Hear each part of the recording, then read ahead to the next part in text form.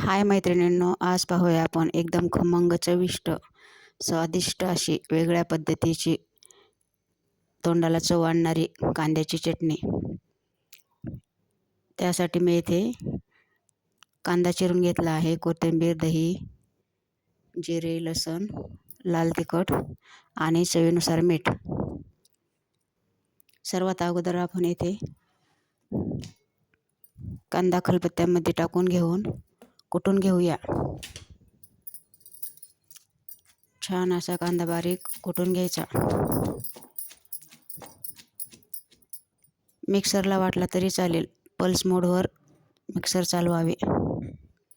नंतर कोथिंबीर, लसूण, लाल तिखट, चवीनुसार मीठ आणि थोडे दही 2 चमचे हे सर्व टाकून छान असं कुटून घ्यावे।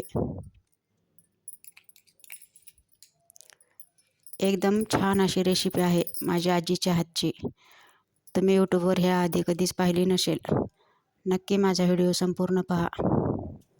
खूप वेगळ्या पद्धतीची आणि एकदम चविष्ट होते ही चटणी।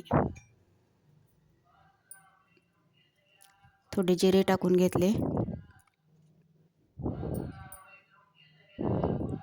2 चमचे दही,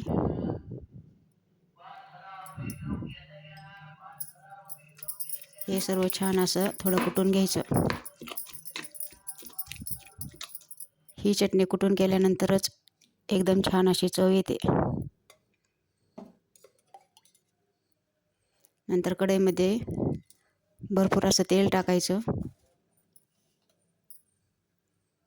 त्यानंतर त्यामध्ये जिरे मोहरी टाकायचे।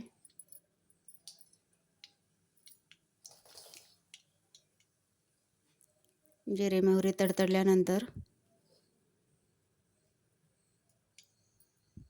वाटून घेतलेली कांद्याची चटणी त्यामध्ये टाकून घ्यायची।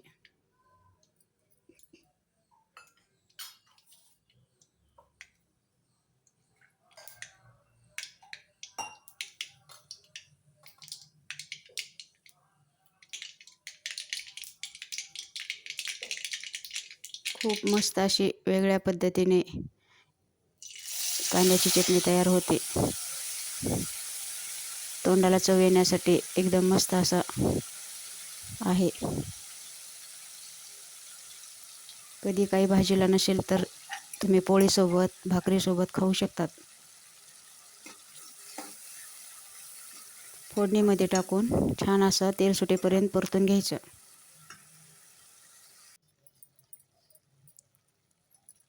वरतून थोडी कोथिंबीर टाकली आणि थोडी कसुरी मेथी। कसुरी मेथीमुळे पण छान अशी चव येते। थोडं परतून घेऊन थोडं झाकून ठेवावे।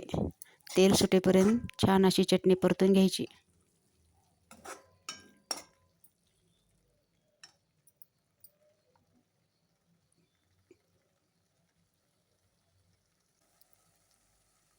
पहा, तेल सुटेपर्यंत चटणी परतून घेतली आहे। छान अशी टेस्टी चटणी तयार आहे। माझ्या ह्या सोप्या पद्धतीने नक्की करून पहा।